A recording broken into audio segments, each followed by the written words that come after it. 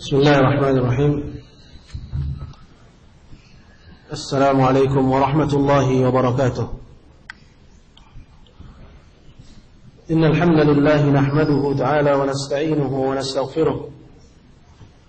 Wa na'udzu billahi min shururi anfusina wa sayyiati a'malina. Man yahdihillahu fala mudilla lahu wa man yudlil fala hadiya lahu. وأشهد أن لا إله إلا الله وحده لا شريك له وأشهد أن محمدا عبده ورسوله يا أيها الذين آمنوا اتقوا الله حق تقاته ولا تموتن إلا وأنتم مسلمون يا أيها الناس اتقوا ربكم الذي خلقكم من نفس واحدة وخلق منها زوجها وبث منهما رجالا كثيرا ونساء واتقوا الله الذي تساءلون به والأرحام إن الله كان عليكم رقيبا يا أيها الذين آمنوا اتقوا الله وقولوا قولا سديدا يصلح لكم أعمالكم ويغفر لكم ذنوبكم ومن يطع الله ورسوله فقد فاز فوزا عظيما أما بعد فإن أصدق الحديث كتاب الله تعالى وخير الهدي هدي محمد صلى الله عليه وسلم وشر الأمور محدثاتها فإن كل محدثة بدعة وكل بدعة ضلالة وكل ضلالة في النار أعاذني الله وإياكم من النار.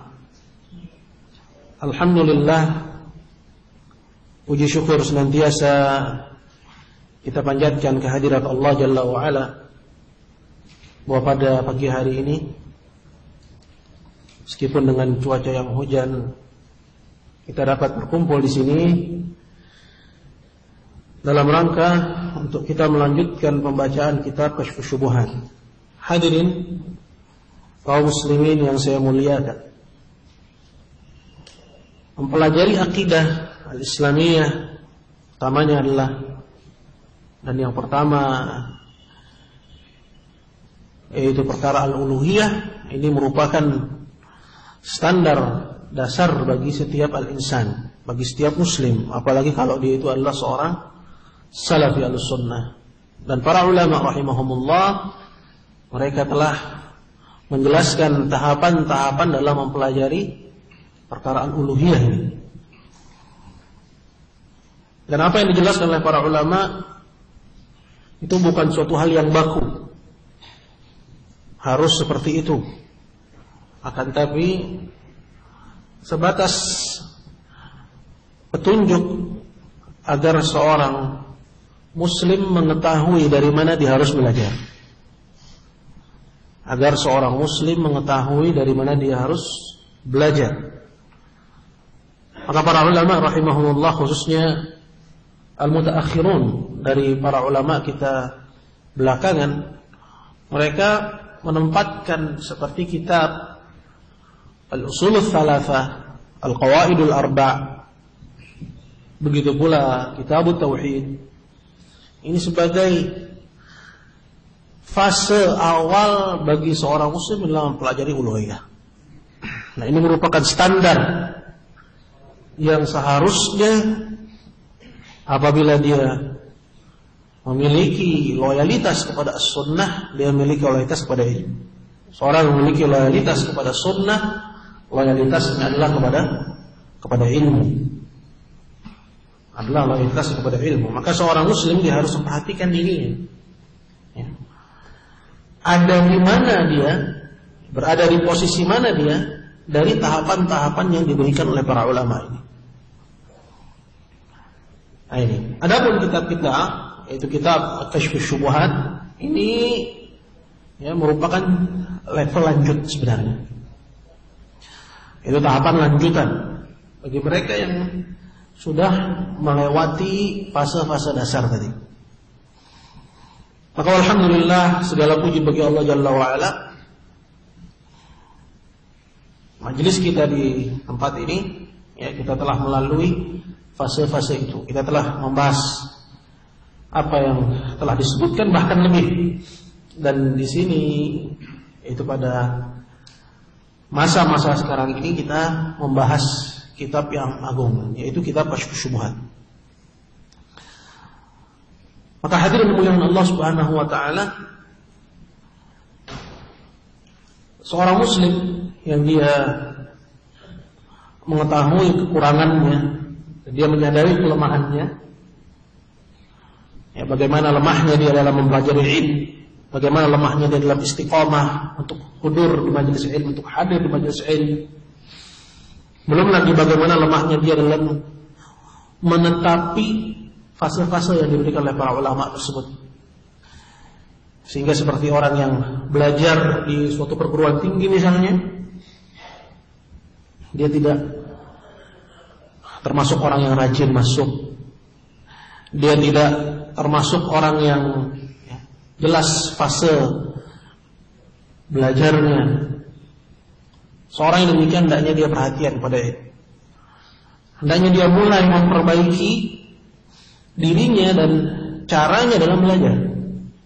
Karena itu yang lebih bermanfaat bagi dirinya, dunia dia dan juga akhirat dia.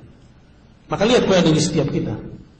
Apabila kita termasuk orang yang kurang, maka tutupilah kekurangan tersebut. Tutupilah kekurangan tersebut. Apabila dia belum mempelajari seperti misalnya ushulul tsalatsa atau qawaidul arba', atau misalnya nawaqidul Islam, pembatal-pembatal Islam, atau misalnya Kitabut Tauhid secara utuh, maka hendaknya dia berusaha untuk mempelajarinya. Alhamdulillah kita di zaman semua terdokumentasikan.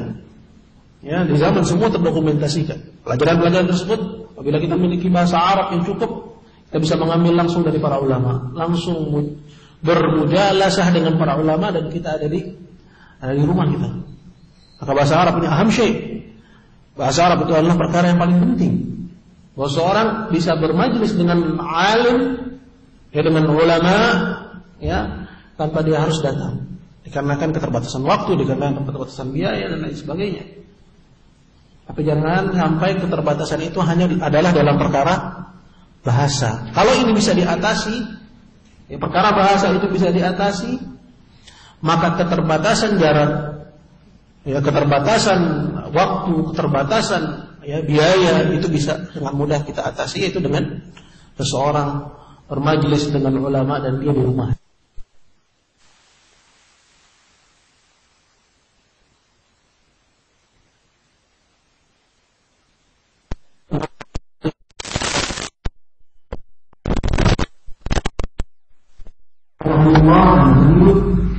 Ya, itu disampaikan secara langsung, mendapat pertanyaan menjadi sampaikan secara langsung, dan itu mudah sekali, dan tidak mudah.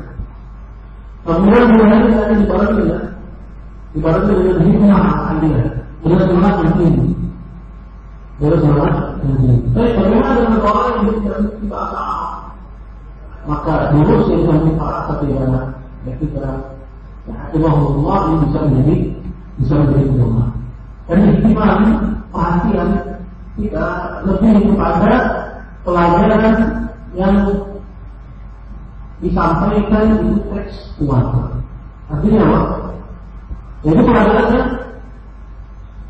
seperti misalnya ushulul tsalatsa, dia hanya sebenarnya dia dihabiskan dalam 2 kali pertemuan hadis. Begitu pula qawaidul arba', bahkan itu ada pertemuan hadis. Ya. Jadi dia seperti misalnya nawaqidul Islam, 2 kali pertemuan hadis. Nah, yang seperti ini yang kita harus, ya, perhatian dengan, yaitu pelajaran nanti yang disampaikan, ya, tidak banyak keluar dari kita, tidak banyak keluar. Ya. Barakallahu fiik. Sekarang yang lebih tinggi adalah membantu kesempatan kita dalam memahami nilai ini.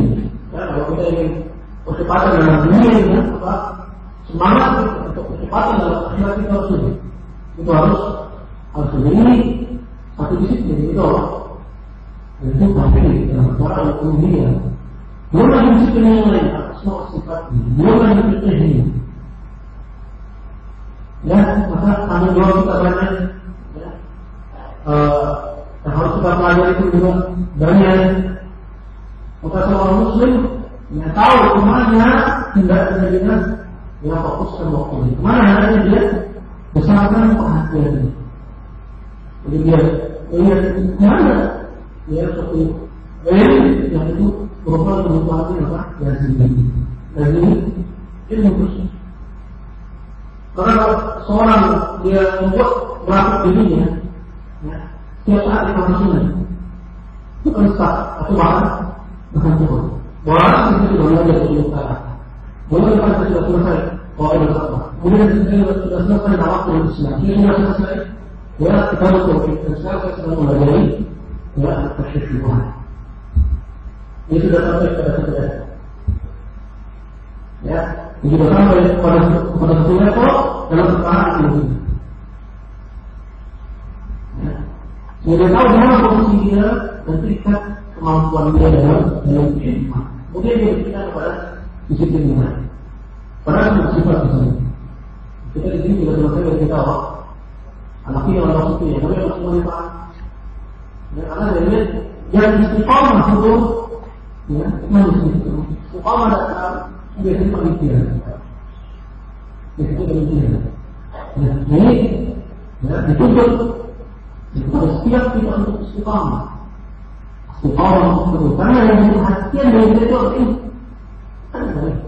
bukan perhatian dalam persoalan yang lain. Jadi kita insyaallah taala akan masuk ke tempat dan waktu yang mana pada kelanjutan dari pelajaran. Mari ya, pembahasan terakhir itu adalah berkenaan dengan apa yang dijelaskan oleh Syekh Muhammad bin Abdul Wahhab rahimahullah bahwa kesyirikan orang-orang musyrikin dahulu itu masih lebih ringan dibandingkan kesyirikan orang-orang musyrikin zaman.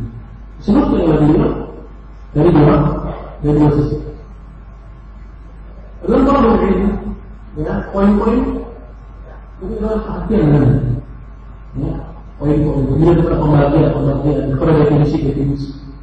Terus perhatian ini, ya, karena poin-poin pembagian itu kepada definisi ini merangkum ilmu. Karena belajar ini seperti edukasi, ya, itu mengajarkan untuk menjadi alim, mengajarkan untuk ya menjadi mengerti tentang agama. Nah ini adalah metode kita untuk kita paham. Nah di sini dijelaskan poin pertama bahwa kesyirikan orang-orang dulu dari zaman Nabi Sallallahu Alaihi Wasallam itu masih lebih ringan apabila dibandingkan dengan kesyirikan orang-orang yang ada di zaman kita saat ini. Baik, dijelaskan oleh Syekh itu bisa dilihat dari dua sisi. Itu bisa dilihat dari dua poin, dari dua perkara. Ahaduhuma yang pertama. Jadi perkara yang pertama, orang al-awwalina la yusyrikuna wa la yad'una al-malaikata wal awliya wal awthana ma'a Allah illa birrahmat. Jadi saya jelaskan kepada ikhwan apa itu bahwa orang musyrikin dulu mereka tidak menyebutkan Allah Azza tidak menyeru para malaikat, tidak menyeru para awliya, tidak menyeru berhala kepada mereka. Di sisi kebenaran yang kepada Allah kecuali hanya dalam perkara apa? Hanya dalam perkara apa? Ketika mereka dalam kondisi itu. Artinya orang musyrikin dulu syiriknya hanya ketika mereka dalam kondisi apa? Maka bukan dalam kondisi musyrik.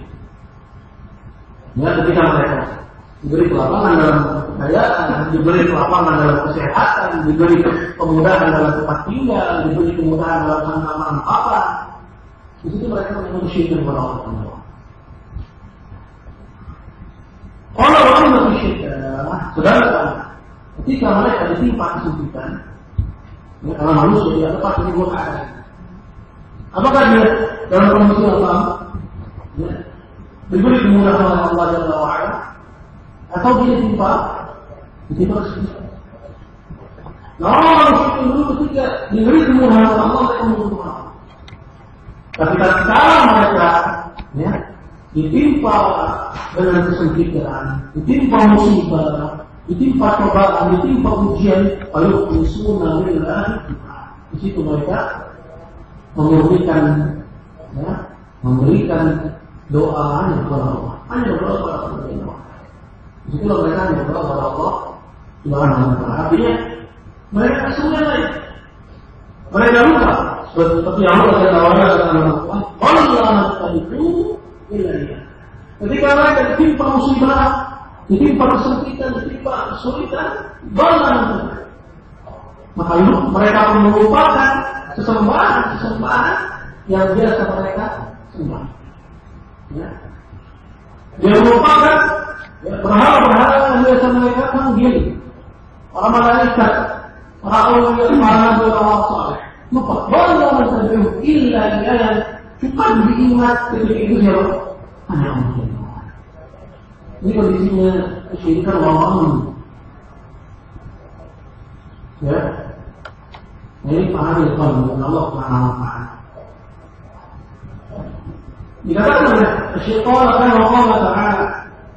Hal ini sebagaimana Allah Jalla wa'ala katakan dalam Quran. Ini dalil. Ini imam juga tidak dalam masalah dalil.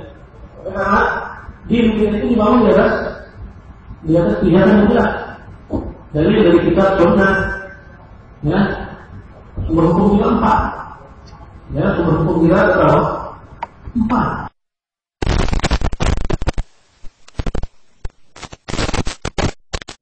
Dan yang keempat kias, kita nggak menolak kias.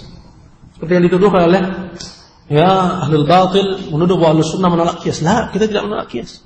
Tapi kias yang sahih, kias yang mu'tabarah.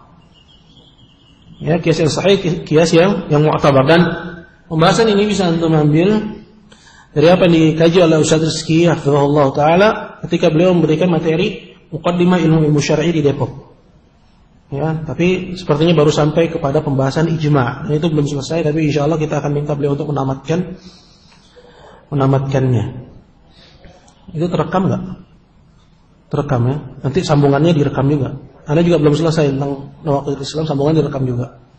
Nah, ini ya, sumber-sumber hukum Islam itu juga penting untuk kita ketahui. Ini sebagai bagian dari pendahuluan kita dalam memahami ilmu.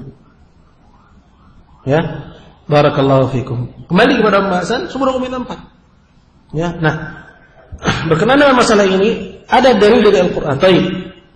Sekarang saya ingin sampaikan berkenaan dalam metode kita dalam belajar, perhatian terhadap dalil. Baik. Ya. Dan ketika disampaikan dalilnya apa? Fahami sisi pendalilannya. Karena namanya ya, dalil ketika disampaikan pasti ada hubungannya dengan permasalahan yang dimaksud, begitu bukan? Ya. Baik. Seperti itu. Pahami sisi pendalilannya apa? Kemudian yang berikutnya, apabila kita mampu, dan ini yang paling utama, hafalkan dalilnya. Hafalkan dalilnya. Kalau kita nggak sanggup untuk menghafal Quran secara keseluruhan, tentu ini bukan suatu hal yang mudah. Ya, tapi cukup bagi kita untuk menghafal setiap kali melewati satu masalah dan di situ disebutkan dalilnya, kita hafal dalilnya. Apa sulitnya kita ngaji cuma seminggu sekali? Ya. Begitu bukan?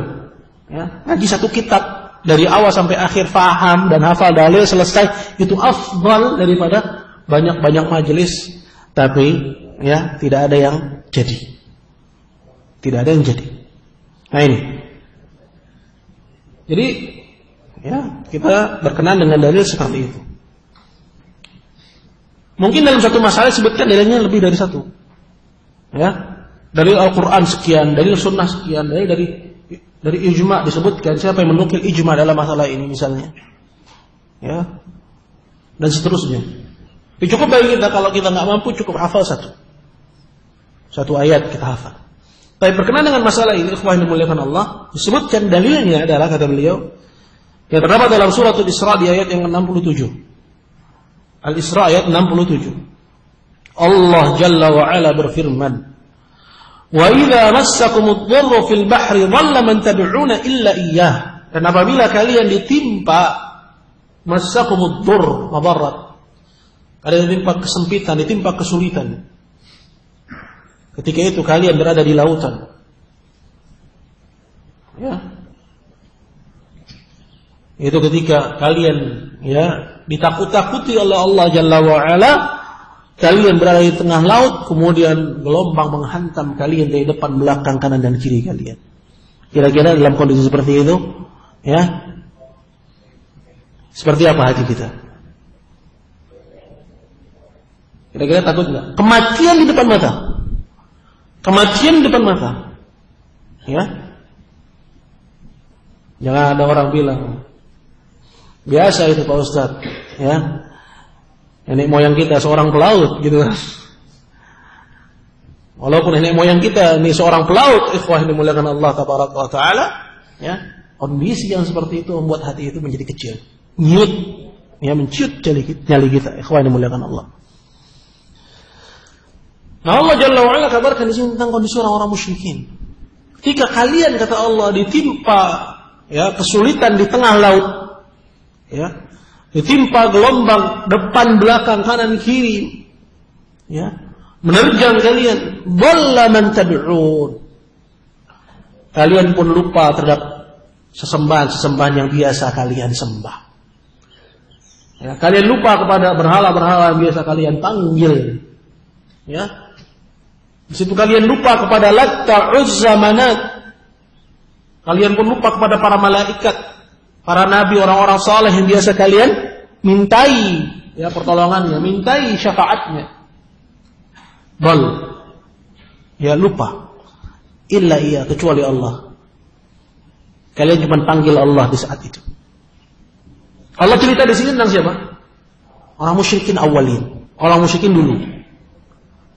Falamma najjakum ilal ghab, maka tatkala Allah selamatkan kalian kembali lagi ke daratan, artinya kalian pun akhirnya apa? Selamat. A'radtum, kalian pun kembali berpaling. Itu berpaling dari tauhid. Padahal tadinya kalian sudah hanya menyuruh Allah. Padahal kalian tadinya sudah hanya memanggil Allah. Itulah tauhid. Itulah tauhid. Itu hanya bergantung kepada Allah Subhanahu wa ta'ala. Tapi ketika kalian diselamatkan oleh Allah, kembali lagi ke daratan, a'radtum, kalian berpaling. Lagi-lagi kalian menyekutukan Allah Azza wa Jal, wa kanal insanu kafura. Sungguh manusia adalah hamba-hamba yang gemar melakukan kekufuran. Nah, ini satu dalil. Di sini dibawakan lebih dari satu dalil oleh Syekh. Sisi dalilnya paham ya kawan ya? Sisi dalilnya jelas ya? Baik.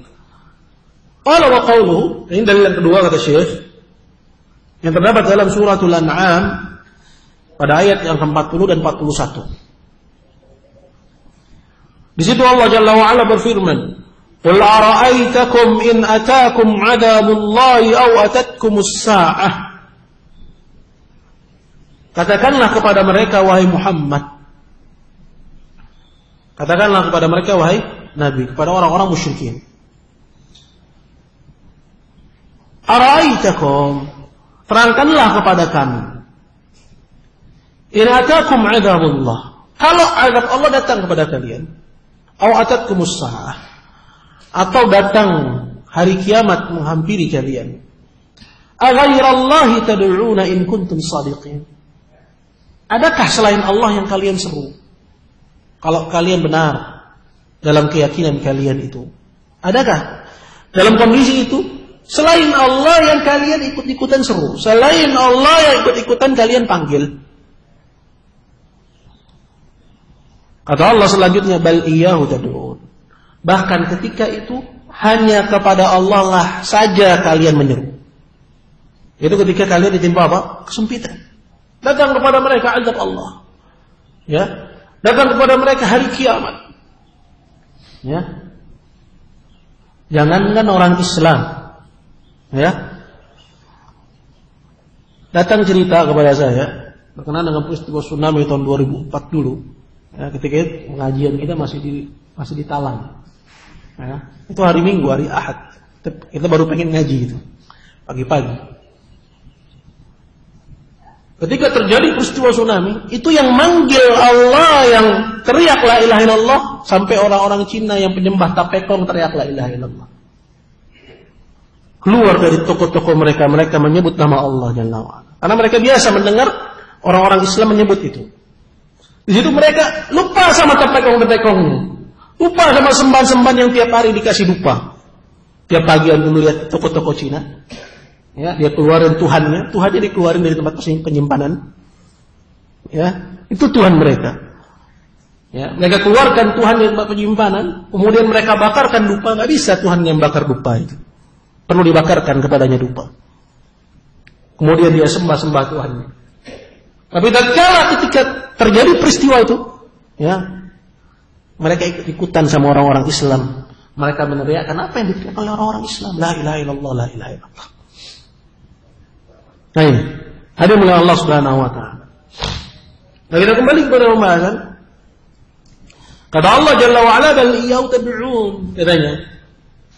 Bahkan dalam kondisi itu, ya, kalian pun hanya menyuruh Allah Jalla wa ala. Fayakshifu ma tad'una ilaihi in syaa. Maka Allah Jalla wa ala pun menyingkap, ya, apa yang menimpa kalian, itu mengangkat musibah yang menimpa kalian yang dengan sebab itu kalian menyuruh Allah Azza wa Jalla semata. Kalau Allah Azza wa Jalla menghendaki, wa tansawna ma tusyrikun, dan kalian pun melupakan sesembahan-sembahan yang biasa kalian jadikan sekutu bagi Allah pada waktu itu. Pendalilan dari ayat ini jelas, ikhwah yang dimuliakan Allah. Allah di sini menceritakan, ya, kalau, ya, orang-orang musyrikin dulu ketika mereka ditimpa musibah, kalau mereka ditimpa azab, kalau datang kepada mereka hari kiamat, mereka cuma menyuruh Allah. Wa tansawna ma tusyrikun, dan kalian pun melupakan apa yang biasa kalian sekutukan Allah dengannya. Kalian lupa kepada sembahan-sembahan kalian. Kalian lupa kepada siapa saja yang biasa kalian sembah, siapa saja yang biasa kalian panggil, kecuali Allah. Hanya Allah ketika itu yang kalian seru. Jelas ini, ya, supaya mulia Allah. Ayat yang ketiga dibawakan oleh Syekh Qal, wa qauluhu ta'ala, dan firman Allah Ta'ala, wa idza massal insana dhurrun da'a rabbahu muniban ilaih. Dan apabila manusia dia ditimpa dengan satu musibah, da'a rabbahu muniban ilaih, maka dia pun menyeru Allah Jalla wa ala, muniban ilaih, hanya kembali kepadanya. Ya, muniban itu artinya inabah, ya, dari makna taubat, ya, yang artinya adalah rujuk. Kalian hanya merujuk kepada Allah Subhanahu wa taala. Thumma idza khawwalahu ni'matan min nasiya ma kana yad'u ilaihi min qabl.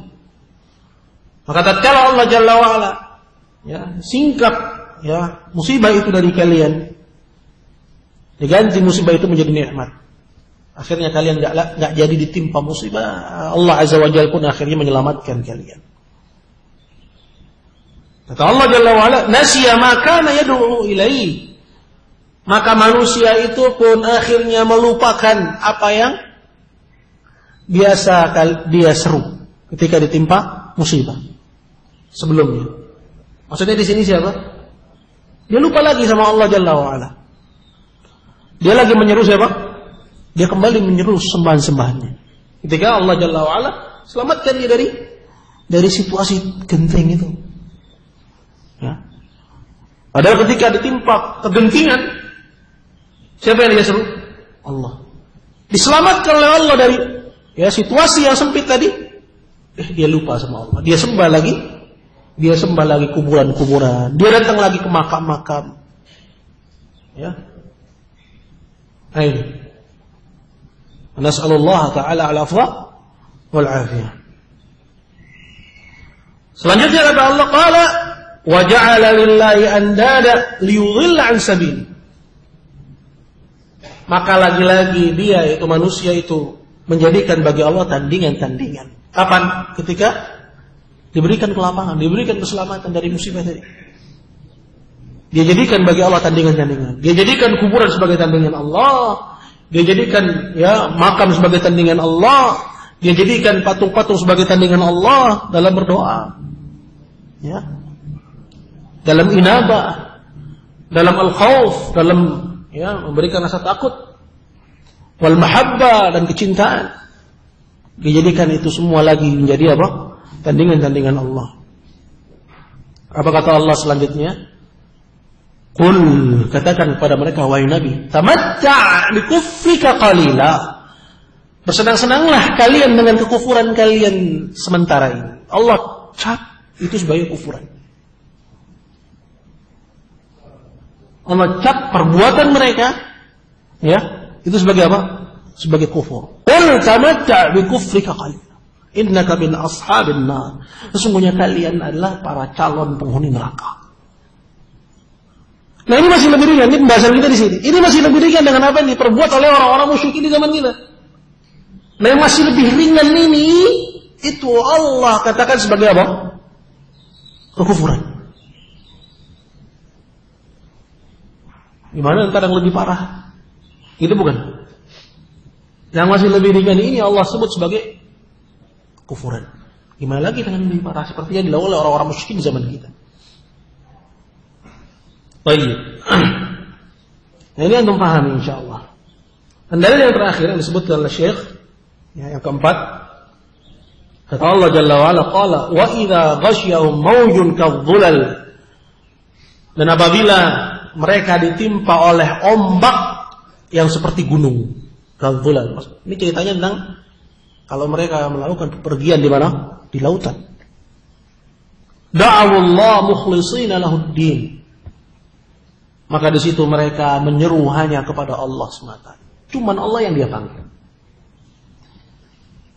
Ini terdapat dalam surat Luqman ayat 22. Nah, 4 dalil ini, satu dalil cukup gitu apalagi 4. Dan dalam masalah ini, dalilnya bukan hanya 4 saja. Tapi 4 ini disebutkan sekedar isyarat. Dan masih banyak dalil yang lain. Itu menerangkan kepada kita tentang kondisi kesyirikan orang dulu. Surahnya kita sudah selesai. Gambaran kesyirikan orang dulu seperti apa kita sudah selesai. Kita tidak akan kembali lagi. Ini poin penting ini yang sudah kita selesai darinya, ikhwan. Pembahasan kita pada pertemuan-pertemuan yang lalu itu tentang surah kesyirikan orang-orang dulu seperti apa. Nah, sekarang tentang kondisi kesyirikan orang-orang dulu. Yaitu syiriknya mereka itu hanya dalam kondisi apa? Rokok. Dalam kondisi lapar. Dalam kondisi sempit yang muncul apa? Muncul tauhid. Di situ mereka mentauhidkan Allah. Nah, tauhid yang saya maksud di sini tauhid dalam perkara uluhiyah, ikhwan. Tauhidnya kaum muslimin. Bukan tauhid dalam perkara apa? Dalam perkara rububiyah.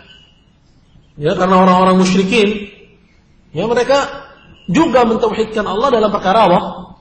Dalam perkara rububiyah. Tapi dalam perkara uluhiyah, mereka menyekutukan Allah Subhanahu wa taala.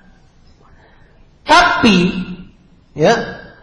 kesyirikan mereka dalam perkara uluhiyah itu hanya dalam perkara apa? Lapang. Dalam kondisi lapang. Ketika mereka ditimpa kesempitan, mereka muncul tauhidnya dalam perkara uluhiyah ini. Paham, ikhwan? Berkata penulis kitab, yaqulu qala faman fahima hadhihi al-mas'alata allati wadda'aha Allah fi kitabih wa hiya anna al-musyrikeen alladhina qatalahum Rasulullah sallallahu alaihi wasallam yad'una Allah wa yad'una ghayrahu fi ar-rakha wa amma fi ad-dharra'i wa shiddah fala yad'una illa Allah wahdahu la sharika lah wa yansawna sadatahum tabayyana lahu al-farqu baina syirki ahli zamanina wa syirkil awwalin. Kabaran siapa yang memahami masalah ini, kata beliau, itu perkara yang Allah Jalla wa Ala telah terangkan di dalam kitabnya. Apa itu? Yaitu bahwasanya orang-orang musyrikin yang dahulu Rasulullah perangi mereka. Bahwasanya mereka itu, yaitu orang-orang musyrikin itu, mereka menyeru Allah dan menyeru selain Allah. Ya, menyeru Allah dan juga menyeru selain Allah. Apa ini? Ini syirik ya. Sudah berlalu kepada kita definisi syirik. Apa itu syirik? Da'watu ghairihi ma'ahu. Ini definisi syirik. Di saat kamu menyeru Allah, kamu juga menyeru kepada selain Allah. Di saat kamu beribadah kepada Allah, kamu juga beribadah kepada selain Allah. Nah, orang-orang musyrikin di zaman Nabi yang diperangi Rasulullah, ya, mereka menyeru Allah dan juga menyeru selain Allah firraha, dalam kondisi lapang. Wa amma fid dharra, kata Syekh. Dan adapun ketika mereka ditimpa kesempitan, wasyiddah, kesulitan, kegentingan, fala yad'una illallah wahdah. Mereka tidak menyeru kecuali Allah semata. Mereka tidak memanggil, tidak disebut namanya kecuali nama Allah saja. Cuman Allah yang dia panggil. La syarikalah. Dia tidak menyekutukan Allah di sini, dalam kondisi ini, dalam kondisi genting ini. Wa yansawna sadatahu. Bahkan mereka melupakan sesembahan-sesembahan yang lain yang biasa mereka panggil. Di saat lapang, mereka lupa. Kata Syekh, barang siapa yang memahami masalah yang Allah Jalla wa'ala terangkan, ya, dalam kitabnya ini, ya, seperti yang disebutkan, tabayyanahul farq, maka jelaslah olehnya perbedaan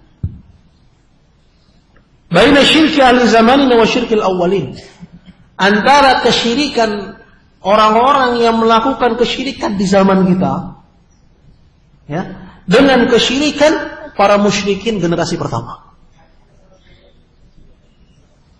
Jelaslah baginya masalah ini, ya. Jadi orang dulu dan orang sekarang, gambaran kesyirikannya sama atau beda?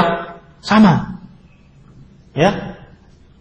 Gambaran kesyirikan, bentuk kesyirikannya itu sama, ya. Nah, ini pembahasan kita yang dulu ya, kawan. Ya. Ketika kita membantah syubhat-syubhat mereka, ya, di antaranya perkataan mereka, ya, dalam melegalkan perbuatan mereka menyeru selain Allah Jalla wa'ala, mereka bilang apa? Haula'i syufa'auna indallah, mereka bilang. Kami nggak beribadah kepada patung, kami nggak beribadah kepada kuburan, kami nggak beribadah kepada orang soleh. Mereka ini cuman perantara, kata mereka. Kami minta sama Allah, tapi orang soleh ini hanya perantara antara kami dengan Allah. Apa kata Syekh? Ya, hada qaulu Abi Jahlin sawa'un bisawa. Ini argumen Abu Jahal sama. Alasan yang klasik. Disebutkan ayatnya. Ya, dalam masanya ada 2 ayat. Ya, dalam masanya ada 2 ayat. Dah hafal belum?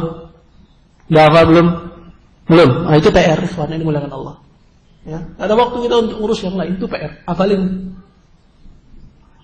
Ya. Wa ya'buduna min dunillahi ma la yadhurruhum wa la yanfa'uhum wa yaquluna haula'i syufa'auna 'indallah.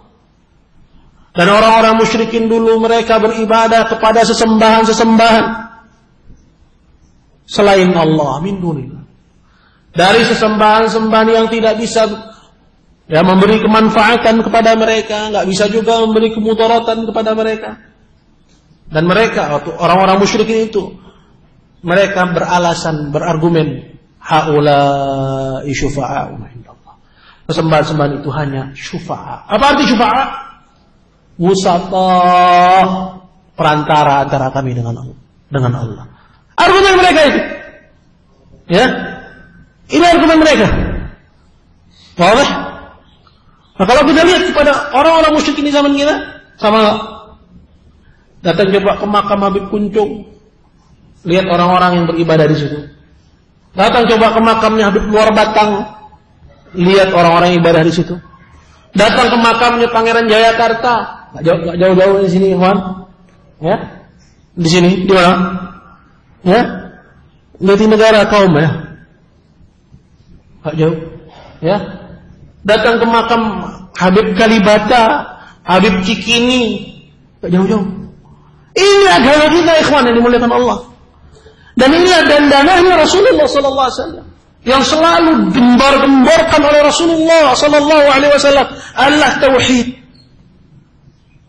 Allah tauhid. Darinya kita mengukur segala perkara. Darinya kita mengukur segala perkara. Darinya kita membantah tawaif, ikhwanul muslimin. Itu ala hisabit tauhid. Atas dasar perhitungan tauhid. Kita membantah jamaat tabligh atas dasar apa? Perhitungan tauhid. Kita membantah tawaif yang lainnya, LDI, atas dasar perhitungan tauhid. Kita membantah as-sururiyin, at-takfiriyin, semuanya atas dasar perhitungan tauhid. Jadi gembar-gembor kita dalam perkara tauhid. Nah, kita kembali kepada pembahasan kita, ayyuhal hadirun yang dimuliakan Allah. Ya. Kalau kita datang ke mereka itu, apa kata mereka? Mereka pasti akan bilang seperti apa yang dibilang oleh orang-orang musyrikin dulu. Haula syufa'una indallah. Saya ngaji di sini, dimuliakan Allah. Saya ngaji sama ustaz-ustaz kampung di sini. Saya kecil di sini, saya besar di sini. Saya juga diajari, ya, seperti mereka diajari. Ditanamkan kepada saya argumen mereka. Kita ini datang ke makam tersebut, ikhlaskan minta sama Allah, katanya. Disuruh kita untuk minta sama Allah. Di sini talbisnya. Di sinilah ya syubhatnya. Jelas? Ya. Diajari kepada saya minta kepada Allah, tapi orang soleh itu hanya apa? Hanya apa, ikhwan? Hanya perantara. Alhamdulillah Allah berikan kepada kita hidayah. Wallah hidayah mahal. Ini hidayah mahal sekali kalau kita lihat. Dan lihat bagaimana permusuhan mereka kepada tauhid. Permusuhan mereka kepada dakwah as-salafiyah yang hak, yang menyerukan tauhid. Dakwah salafiyah tidak dikenal kecuali dengan dakwah tauhid. Dakwah salafiyah dia kental dikenal. Itu dikenal dalam perkara tauhid. Jadi aneh kalau kita lencengkan tauhid ini pada urusan lain. Aneh, sungguh aneh, Allah. Aneh. Ya, kelewatan dalam tahdzir, kelewatan dalam hajar, ini aneh. Aneh, sehingga as-salafiyin disibukkan dengan hal ini. Ya, sehingga akhirnya mereka enggak belajar tauhid. Ya, sururiyah itu berbahaya, ikhwan yang dimuliakan Allah. Kenapa? Karena tadi saya bilang bantahan ulama terhadap tawaif itu di atas perhitungan tauhid. Sururiyah itu berbahaya. Kenapa? Karena memalingkan kaum muslimin dari tauhid. Nah, sekarang fitnah tahjir wal hajar ini. Fitnah tahjir dan fitnah hajar, main hajar sembarangan, main tahjir sembarangan. Itu memalingkan kita dari dakwah tauhid. Memalingkan kita dari dakwah tauhid. Sama bahayanya, ikhwan. Sama bahaya. Jadi kita kembali kepada al-khat, ya, garis yang sebenarnya dakwah yang hak. Itu apa? Dakwah tauhid. Bahwa perangan kita yang sesungguhnya itu pada para dukun. Iya. Ya, kepada para kiai-kiai yang menjajakan kesyirikan. Ya, kepada semua kelompok yang membuat kesamaran terhadap hadat tauhid yang hak. Tauhid yang hak. Dan upaya kita yang paling utama adalah apa? Menerangkan hadat tauhid. La ilaha illallah yang sesungguhnya kepada kaum muslim.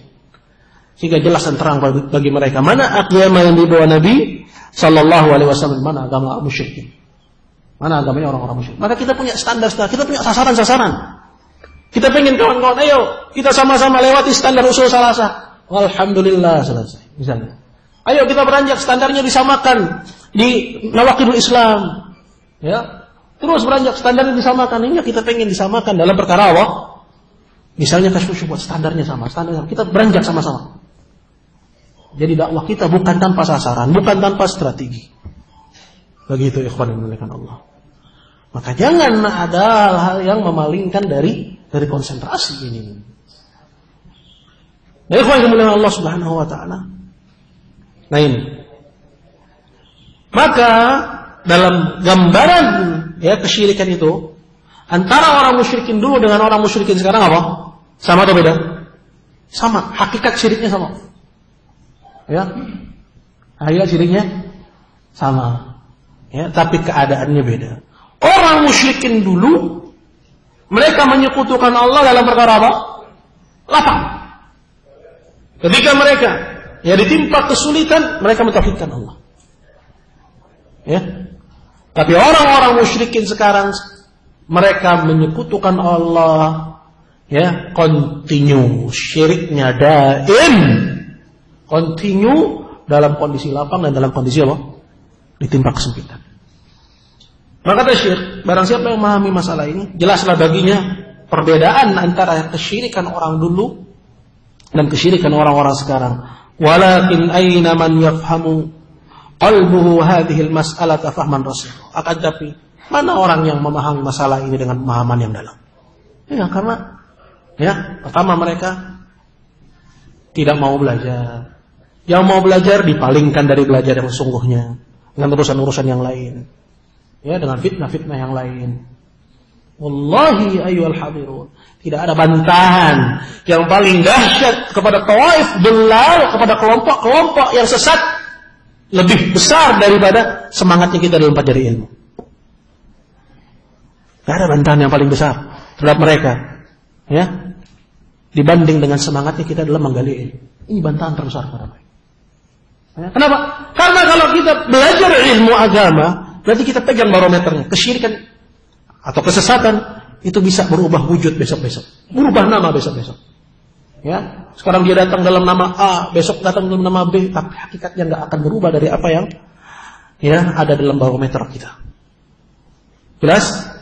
Selanjutnya, ikhwani mulakan Allah. Al-amru tsani, kata Syekh. Perkara yang kedua. Qala, kata beliau,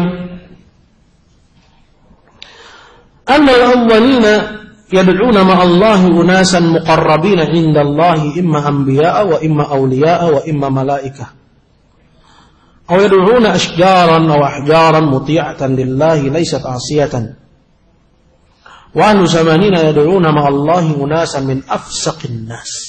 Ini perbedaan yang kedua yang membedakan antara kesyirikan orang-orang musyrikin dulu dan kesyirikan orang-orang musyrikin di zaman kita. Ya akhi, barakallahu fiik. Kita nggak paham ini, nggak paham la ilaha illallah, nggak selamat kita di alam kubur itu. Kita nggak paham yang lainnya, insya Allah nggak akan ditanya oleh Allah Jalla wa'ala. Nggak akan ditanya oleh Allah. Sebagai orang bilang perkataan saya ini syubhat. Perkataan saya syubhat. Wallahi hada hak. Kalau dia belajar. Kan masalahnya mereka nggak mau belajar. Al-Imam Az-Zahabi ketika membawakan biografi Al-Hallaj. Al-Hallaj ini tokoh kafir dari tokoh sufi. Kemudian beliau menceritakan tentang orang-orang dalam menyikapi, perbedaan orang-orang dalam menyikapi Hallaj. Sampai kepada kondisi yang terakhir. Yaitu orang-orang yang nggak tahu Hallaj ini adalah pemuja kebenaran atau pemuja kebatilan. Ini masalahnya siapa? Hallaj. Apa kata Imam Az-Zahabi? Kalau kamu nggak tahu Hallaj ini merupakan tokoh kebatilan ataukah dia itu tokoh kebenaran, maka berpalinglah kamu dari masalah ini. Kata Ibnu Habib, berpalinglah kamu dari masalah ini. Sungguh demi Allah, Allah akan tanya itu kepadamu nanti di hari kiamat. Ini saya sebut dalam catatan saya di Facebook, itu bisa diambil itu. Saya terjemahkan. Jadi perkataannya Imam Az-Zahabi berkenaan dengan Al-Hallaj. Ini Hallaj yang masalah kekufurannya itu jelas, tampak terang. Para ulama hampir sepakat qatibatan bahwa dia itu kafir. Tapi nggak menutup kemungkinan ada orang yang nggak bisa menilai, gitu bukan? Sehingga tersamarkan olehnya dalam masalah yang jelas ini. Dan lihat apa kata Imam Zahabi, kalau kamu nggak tahu untuk bersikap, berpalinglah dari masalah ini. Allah nggak akan tanya kamu nanti di akhirat. Jadi apa yang saya katakan, dan perkara kita ini lebih samar. Hadir muliakan Allah Subhanahu wa taala. Apalagi masalah yang berkaitan dengan yang mencuat belakangan. Nas'alullah as-salamata wal afiyah. Tapi kalau seseorang jahil masalah tauhid, wallahi la udhur. Ada udhur orang jahil terhadap tauhid? Ada udhur orang jahil terhadap tauhid? La udhur ya ikhwan. La udhur ya ikhwan. Ini hendaknya kita tahu mana harusnya kita pentingkan bagi diri kita. Perkara yang kedua kata Syekh, bahwa orang-orang musyrikin dulu yad'una ma'allahi unasan. Selain mereka menyeru Allah, mereka juga menyeru selain Allah. Nah, selain Allah ini kata Syekh, mereka adalah orang-orang muqarrabina indallah. Dari pihak-pihak yang didekatkan kedudukannya oleh Allah. Artinya orang-orang soleh. Apakah dia itu para nabi, ataukah dia itu adalah para wali, ya, dari kalangan manusia, atau yang mereka seru itu para malaikat yang diciptakan oleh Allah Subhanahu wa ta'ala. Nah, ini makhluk yang Allah ciptakan dan mereka adalah apa? Para ahli taat. Ini yang diseru oleh orang-orang musyrikin. Di sisi perbuatan mereka menyeru Allah, mereka menyeru Allah, tapi di sisi itu mereka juga menyeru selain Allah. Siapa selain Allah ini? Yang pertama, golongan ahli taat. Dari kalangan manusia ada orang soleh, para nabi, ada para wali, ya. Dan dari yang menghuni langit ada malaikat. Atau yad'una asyjaran katanya. Atau kalau yang mereka seru itu bukan orang-orang soleh tadi, bukan malaikat tadi, mereka menyeru asyjar. Mereka menyeru siapa? Pepohonan. Aw ahjara. Mereka menyeru bebatuan.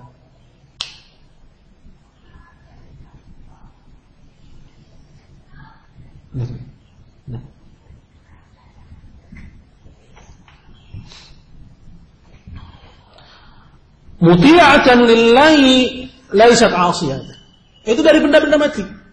Pohon, batu, ya, gunung, lautan, makhluk-makhluk yang Allah Jalla wa Ala ciptakan, ya.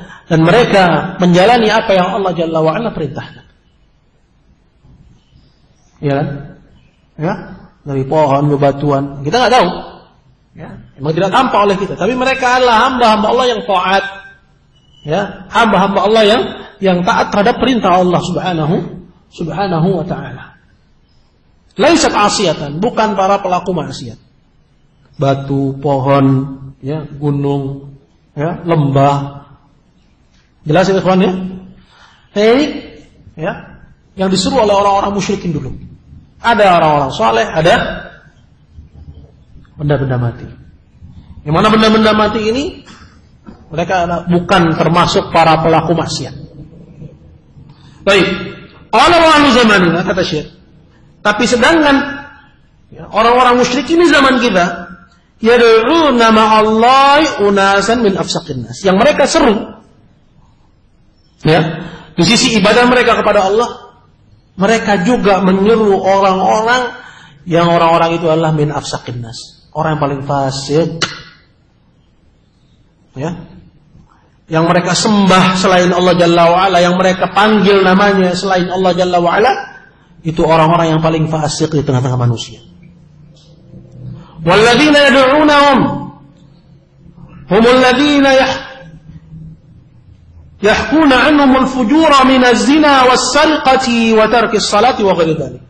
Kesembahan-sembahan selain Allah yang diseru oleh orang-orang musyrikin di zaman kita, itu adalah orang-orang yang dikisahkan tentang mereka bahwa mereka itu adalah para pelaku dosa. Orang yang gemar melakukan zina, para pencuri, orang-orang yang meninggalkan salat dan seterusnya. Ayo. Kok begitu Ustaz? Katanya. Iya, kalau kita lihat bagaimana mereka menyeru, ya, bukan hanya orang soleh, tapi mereka menyeru para, ya, ahli tarekat, ya, yang dikisahkan dari mereka bahwa selama kehidupannya mereka meninggalkan sholat. Lihat bagaimana mereka mendatangi kuburan, ya, seorang tokoh mereka, ya, yang, ya, di masa hidupnya dia mengolok-olok Al-Quran, mengatakan bahwa itu adalah kitab paling porno, begitu bukan? Ya, ketika meninggal kuburan itu disembah, ketika mati kuburan disembah, ya. Nah, ya, yang menolak ketika masa hidupnya, Ini terjadi pada masa-masa jihad dulu, jihad di Ambon. Ya. Yang mengatakan bahwa barang siapa yang mengatakan orang Yahudi dan orang Kristen itu kafir, dia harus mondok lagi katanya. Jadi nggak boleh bilang orang-orang Yahudi dan orang-orang Kristen itu kafir. Ya. Dia menolak untuk mengatakan Yahud dan Nasara kafir. Ini masa hidupnya. Kemudian ketika mati disembah selain Allah. Ini contoh yang paling dekat. Ya. Nah, kalau kita merujuk kepada sejarah-sejarah di belakang, banyak. Ya. Bagaimana mereka beribadah kepada Hallaj. Ya. Mereka beribadah kepada tokoh-tokoh sufi. Ya. Yang di masa hidupnya mereka meninggalkan salat. Apabila mereka datang waktu salat Jumat, mereka tidak salat Jumat. Ya. Dengan alasan bahwa mereka salat Jumat di Makkah. Padahal pagi baru kopi-ngopi sama kita. Ya. Demikian. Ya. Bahkan melakukan perbuatan-perbuatan fahisyah. Kita lihat banyak. Ya, tokoh-tokoh yang ditokohkan oleh pengikutnya. Beristrikan bahkan sampai 11. Beristrikan bahkan sampai 15. Beristrikan bahkan sampai 50 orang istri. Ya. Menghalalkan apa yang diharamkan oleh agama. Di masa hidupnya seperti itu, ketika meninggal disembah selain Allah. Ya. Bahkan pernah berlalu juga satu peristiwa ketika orang-orang ramai membicarakan Inul, seorang yang ditokohkan ya oleh masyarakatnya, bahwa dia itu adalah tokoh agama, justru dia melukis sebuah lukisan kaum santri yang sedang ya membuat halaqah, di tengah-tengahnya Inul. Ya, yuhqawna anhum. Datang kisah tentang mereka bahwa semasa hidupnya mereka adalah para ya orang-orang yang gemar melakukan dosa. Ya. Orang-orang yang dikisahkan apabila minuman keras di tangannya itu berubah menjadi air putih. Ya. Yang dikisahkan di masa hidupnya ya sudah terangkat darinya takalif, tidak sholat. Ya. Yang haram tidak lagi menjadi haram baginya. Ya. Sehingga mereka tidak taqayyud, ya tidak terikat dengan syariatnya Muhammad sallallahu alaihi wasallam. Dengan anggapan bahwa mereka wali. Ya. Dan saya juga dikisahkan oleh orang-orang tua saya di sini dulu. Ya, salah seorang tokoh agama di Otista yang ketika wafatnya itu jalanan penuh sampai yang namanya jenazahnya itu nggak bisa diangkut dengan kendaraan. Ya. Saking cintanya masyarakat ketika itu. Tapi ini masyarakat jual semua. Masyarakat jahil. Ya.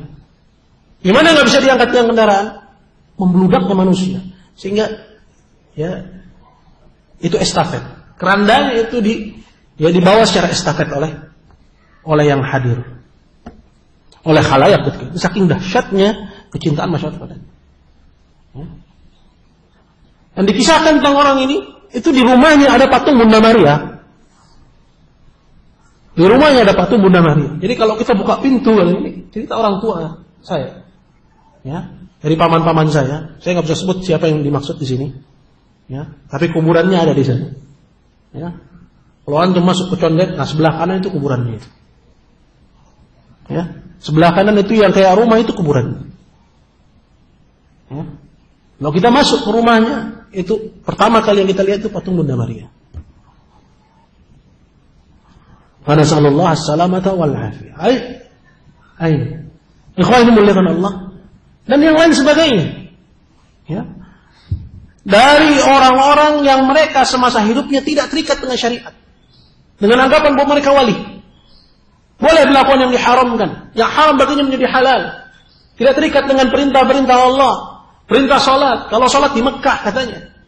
Nasallallahu alaihi wal afiyah, bahkan padahal Nabi sallallahu alaihi wasallam di saat jihad hujum ya, sedang konfrontasi di medan jihad, Allah tetap syariatkan salat yang dikenal sampai sekarang dengan salatul khauf. Ya. Nah, ini pagi-pagi kita ngopi, ya, pas datang waktu Jumat ya ada hilang dia.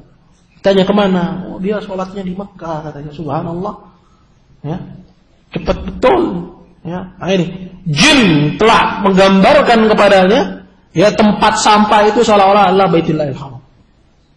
Jadi bawa ke tempat sampah, Ya, dan digambarkan kepada jin yang biasa berkolaborasi dengannya. Ya. Bahwa itu adalah Makkah, Masjidil Haram, sehingga dia merasa bahwa dia salat di sana. Disebabkan kefujurannya, disebabkan kejahatannya, ya. Disebabkan oleh karena ya penyimpangannya terhadap agama Allah Subhanahu wa taala. Nah, yang seperti ini ketika mereka wafat itu diibadahi selain Allah. Menjadikan sekutu Allah. Jelas? Dan ini nggak ada di zaman orang-orang musyrikin dulu. Orang-orang musyrikin dulu, meskipun mereka menyekutukan Allah Subhanahu wa taala, di sisi ibadah mereka kepada Allah Subhanahu wa taala, ya, yang dijadikan sekutu oleh mereka, ya, itu orang-orang yang mereka adalah orang-orang yang di masa hidupnya soleh. Orang-orang yang masa hidupnya adalah orang-orang soleh. Kalau bukan orang-orang soleh, adalah benda-benda mati yang pada hakikatnya mereka taat kepada Allah dan tidak bermaksiat kepada Allah. Tapi orang-orang musyrikin di zaman kita sekarang, yang mereka angkat menjadi sekutu Allah Jalla wa'ala, orang-orang yang di masa hidupnya adalah para pembangkang-pembangkang agama. Ya, para pembangkang-pembangkang agama. Orang-orang yang biasa memainkan agama. Ya, mengolok-olok agama, mengolok-olok ajaran Nabi Muhammad sallallahu alaihi wasallam. Ini sisi yang kedua menunjukkan akan apa yang dijelaskan oleh Syekh, bahwa orang musyrik di zaman dulu masih lebih ringan kesyirikannya daripada orang-orang musyrik di zaman kita sekarang. Kata beliau, qal walladhi yu'taqadu fis salih walladhi ya'taqidu fis salih aw alladhi la ya'si mithla al-khashab wal hajar ahwanu mimman ya'taqidu fi man yushahad fisquhu wa fasaduhu. Dan orang yang dia meyakini, ya, dengan keyakinan syirik, tapi yang dijadikan sekutu bagi Allah itu adalah orang saleh, atau dijadikan olehnya sebagai sekutu Allah itu adalah benda yang tidak bermaksiat, benda mati, seperti misalnya khasyab, ya, kayu atau pohon, itu lebih ringan keadaannya mimman ya'taqid, daripada orang yang dia memiliki keyakinan, ya, menjadikan sekutu Allah itu dari orang-orang yang di masa hidupnya disaksikan kejahatannya, ya, yang di masa hidupnya disaksikan apa? Ya, penyimpangannya terhadap agama, mengatakan Quran kitab yang paling purno, ya, seperti itu. Ada. Nah, kalau yang satu ini, ya, mengenai penyimpangan terhadap agama, ya, tidak terhitung. Dan lihat bagaimana masyarakat, ya, Jawa Timuran sana begitu mengeluhkan orang ini hingga ketika wafatnya, ya, ya, kita lihat dan kita saksikan bagaimana, ya, ghulunya mereka kepada orang ini. Dan sampai sekarang.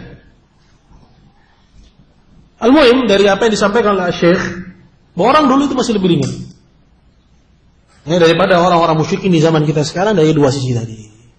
Dari dua sisi tadi.